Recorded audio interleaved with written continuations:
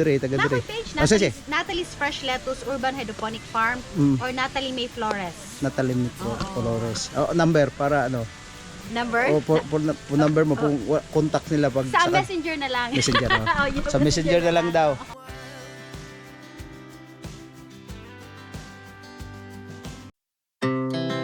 Our hearts beat. Ayun. Ako mga uncle. Isa mo kuya kuya. Kami tulo. Ah, sige. Pukay. Misis ko at saka anak ko. Palay mo, makachamba tayo ng kanina eh. Alikos likod kay ay nang ganado. Okay ra ka diya? Okay kayo. Uy, okay kayo. Si ate yung tawag ni Jasper sa likod. Ah, sige. Dili ka sa tunga. Halata talagang malaki ako. Halata talagang malaki ako. Woohoo!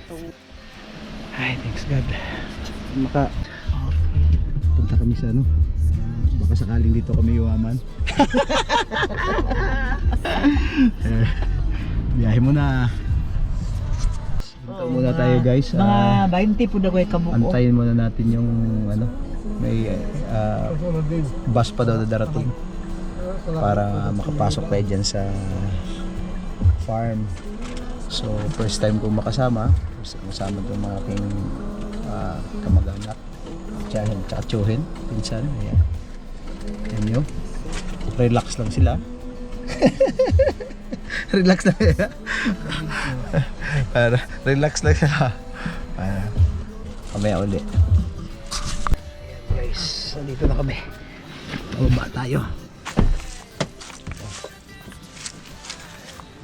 Ano mo? Angat mo. Angat mo. Ayan. Ayan. Ayun daw, doon daw banda. Tingnan natin, sabi ni Dindin, 180,000 daw a month ang income dyan. Tingnan natin. Hydroponics daw yan na farm. So, tingnan natin. Meron kung 100 ano talaga. Ayan. Sabahan natin. Hi. Sabahan natin dito. Ayan. Aking tsuhin at saka pinsan. Nasa DA kasi yung pinsan mo isa. Ikaw, Paul. Ha? Ato, dala ka motor. Lakad tayo para makita natin yung farm. Puntahan natin. Wala yun yung farm eh. Ayan, yun mismo. So, punta tayo doon. Tingnan natin kung paano nila ginawa yung 180,000 income. Tingnan natin. Mamaya ulit. Usa ano yun, sir? Hydroponics. Hydroponics. Ang hydro is para sa mga isda o sa Ang hydroponics purely siyang nutrient solution na ang gamit. kaning mga kuan na. Unsang kuan naman eh, mga Lettuce. tanuma, litos. Lettuce. Tapos naa siya kuan po ning aquaponics. Kumakina mo patuloy sa tubig. Okay. Aquaponics na isda na. Okay. Naka-pispan dahil itong sabi tubig sa pispan. Ito iabulong ko sa tanong. Pila ka square meters man eh? 300 na ganun kasi. 100. Almost 4. Mas parang Pasok ako kung ano ni. Pasok Pasok nga kung kuan na ako 700. Guys, tingnan natin 180 daw income. Tingnan natin. Taas na. Si Ma'am Natalie dito tayo sa ano? Andito tayo sa farm. Ito daw yung farm na may income ng 200 a month, 100,000 a month. So, kung makita mo lang naman yung place, pakaliit lang, nasa 400 square meters lang siya. Ay, mama, dito ka na, ma'am. So, hindi man daw yung mga litos lang to, ano guys. So, tingnan natin dahil magkaroon tayo ng idea. Magkaroon tayo ng idea bilang mga OFW. Gusto nyo umuwi at mag-business. Ito na yung opportunity na itong pinuntahan ko. Nakasama ako dito sa farm na to. Kasi yung pinsan ko ay nasa DA. So, tingnan natin kung magkano. pa siya sa meeting. So mga 10 minutes maabot na siya. Number 1 rule sa sulod, bawal ninyo hikapon ang lettuce, palihog lang. Kay once mahikap ninyo, makisi na or ma-damage na, damo tanan mo bayad sa usa ka set. Pagpila na siya, 45 ang tibuok. Oh, punuan. Pero once ma-damage usa ka set ang inyong Bayran. Kana. So, i-times na ninyo. Naipangutana. Tulod lang sa kapak niya naara sa 800 pieces ang pellet type. Ang local seed nato nasa 300 to 600 pero 6,000 ang sulod na seeds. Kani is hybrid ni. Muy mahal. Kaya kung local ra mo ang baligya ana is 20 pesos per head. Kani siya is 35 to 65 pesos. So bawal mo hikap ha. Pwede mo simhot, pwede ra. Pwede, simhotan ninyo. Basta ira ninyo gubaa din, pwede na mo take picture din. Kung mo mangutana mo, pwede mo tanong ta sa sulod. Okay? Walay na pangutana. Bawal mo kit-kit. Malagi tilapia diri. Yo, lakas gawas. Asa ang tilapia nini? Pila ka buok ng isdaan eh. Ayan guys, may isda daw dyan sa ilalim. So tingnan natin. Wag ano ha, wag humawak. Ano yung ngit-ngit? Madilim. Guys, paminaw sa ta ha. Kunya ka mo.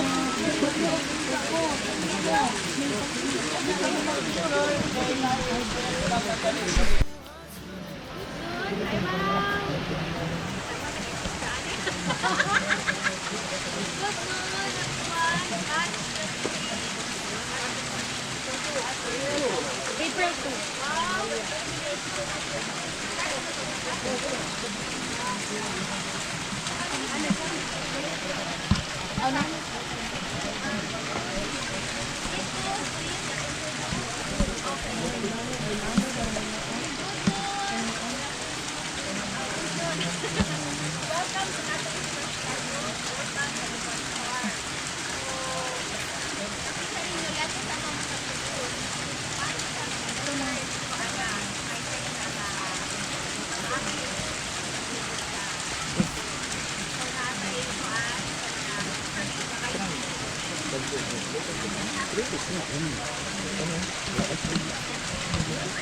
Nagawa ka na. Bawal. Rest na.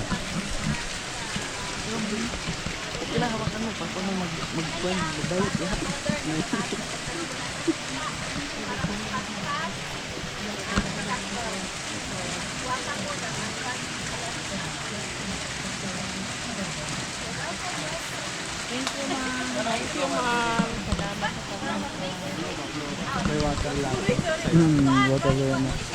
Dapat alamin natin ba? Ah, yun! Ito so.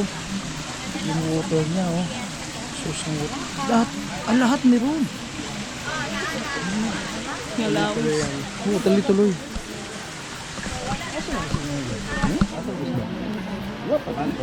Adi ba? Abi na kung naan yung isda na. Wala. Ang hydroponics mo, buwan hindi aquaculture. Ang nasa pitas nila ay tilapia. Na po yung hydroponics, the integrated farm dito. Bamon sa pod na nutrients ang ibatang sa water.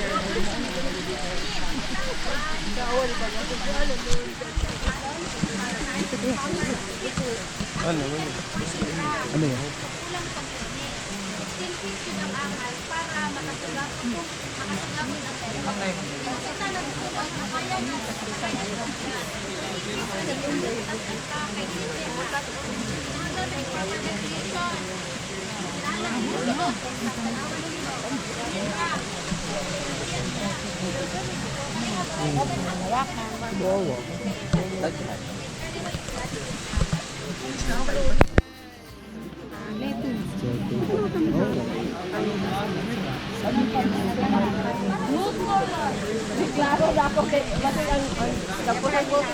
May income ng 200,000 naman.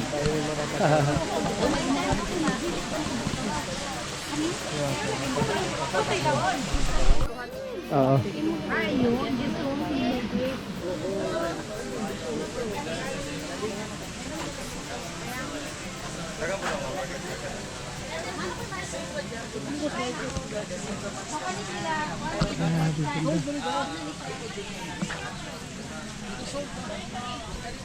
Kulang pa gani, actually kulang pa. Kaya nag-Twitter sa kong 5 restaurants. Imagine mo, Yan ako. Meron pang ganyan, oh. Yan, guys. Pinapalitan din yung Grabe. Ha? soil. Pag ano na, pag tapos na, pag inharvest. Pichay? Ayan. Litos at saka ano, yan. Puro litos yan. Romaine yata to. Ito yung, may mga pangalan kasi yan. Aray, ati na. Ang sakit ah. Ayan oh. Ayan, taas. Dito dumadaan. Tubig dito. Yung mga piping.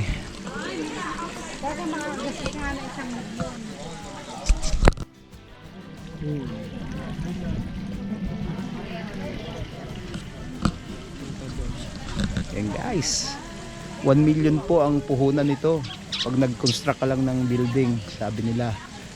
So possible income is 200,000 a month. So basta sakali lang, baka maka-try na tayo ito for the future. Hindi natin alam.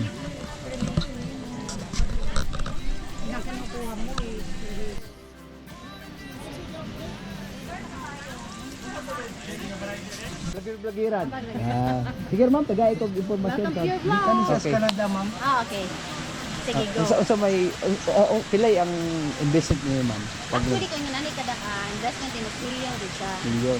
Kaya ang structure daan, and then ang mga pipes, mahal ba yan ang pipes? Pero ang pipes na to is 470 na karon tagway, ang each pipe 8 feet.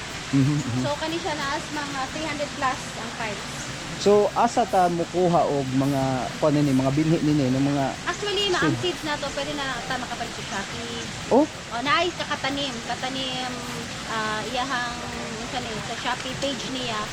Naa na dito different varieties of seeds. So pili ra ka dito sa ganahan ni mga seeds nga pwede kanang unsa na ka nagana sa imong market. Oh. pero unsa man ang imong gigamit kasi din sa nang baligya gud sa market gud. Ang naa na to variety sa seeds is we have Almaty, Batavia, Romaine, Rincon, na Rafael. Actually kani Rafael o Rincon ni. And then naatay Lalik for curly.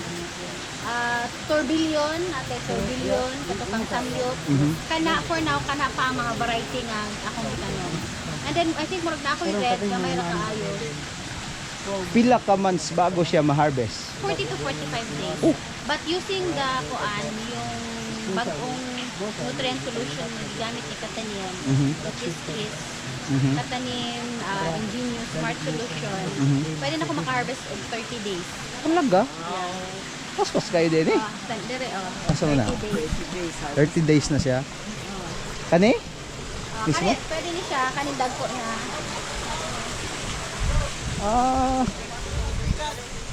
For ko na ni siya di ay harvest. Asan ang market ni mo ma'am? Ay. Largan sila. Asa ang market ni dire sa ato dire sa ano? Actually, my biggest client is Centrival, and then napa ko yung mga ibang lain mga restaurant na order na ako. So dili gud ka mawadan og haninga lang mga Makulangan gihapon. Kulang ra gyapon. Oo, kulang kayo. So taas ang demand din dire. Oo, taas ang demand. Kulang ka. So pila pa man ka pareha nimong nag-business inini dire sa kwan? Naa naman ay sa Dawi, naa may mga gaginagmay gasugod ulin ay. Advantage is murag una lang ko og kanang kuan ba set up. Pila market na naara po. ready market. Pilay possible income niya? Ana may lami kay pangutana ba?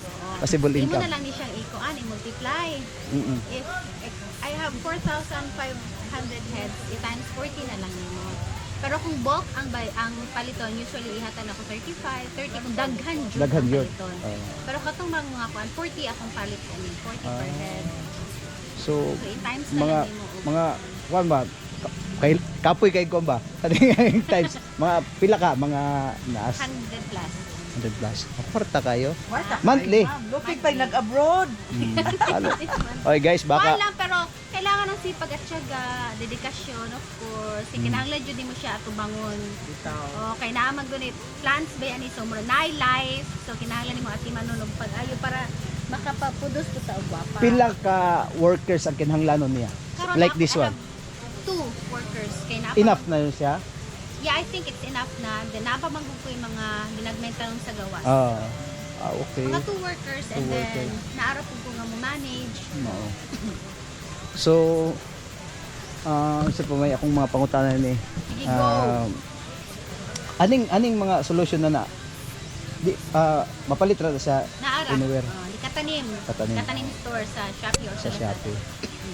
So, mga pila ka ang kuan ng ano ba yan by battle by No, meron silang bottle for kuan small small scale. Pero pag ganito na naanay ka tong iyahang i-mix na. okay. I-mix ka muna yung mix sa solution para at least makasave kay bigger scale naman good. Ma'am, mangutana ko sa mga OFW ba, unsa imong ika-advise? Pareha na ako OFW mo ko. Ang ako ika-advise is karon kay gasugod after the pandemic man good. So importante jud ay kaayo ang produce jud tag food. So ang ako ika-advise if naay mga gagmayng area sa inyo ha. So sugda na lang yung tanom para at least na amoy own consumption ba kaysa mo taron mahal na baya kaayo ang mga palaliton. And then if ganahan pud mo nga kuan kana mamaligya. So at least magtanom mo, makakaon pa mo and then pwede pa mo makabaligya. So if kanay mga ingon ani o ganahan mo jud mo mga lettuce, mga high value crops, mga gwapong klaseng variety nga ingon ani, pwede mo tanom og small scale lang sa mga styro box, studyohan sa ninyo. And then pangita mo di kuan error and kuan mga pilyo. Tanan, naay mga trial and error. Di ni basta-basta Dili ra. jud siya basta-basta. So naato ka maka-encounter ka of course og mga pest, maka-encounter ka og mga sakit, ingon ana. So before mo mag-start, magsugod sa mas ginagmay, and then pangita mo og market. Iflantaw ninyo Pero sa inyong dagan area. na go market the Ay, report. daghan na. Iflantaw ninyo sa inyong area, daghan mo mga kabaligyaan, bisag sa inyong mga silingan, or mga kuan namin mga restaurant dito. So magsugod mo tanong ginagmay din. Man ana mangita mo market.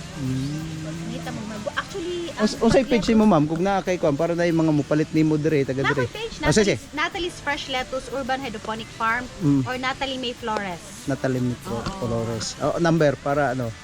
Number? Number mo kung contact nila pag Sa messenger na lang. Messenger.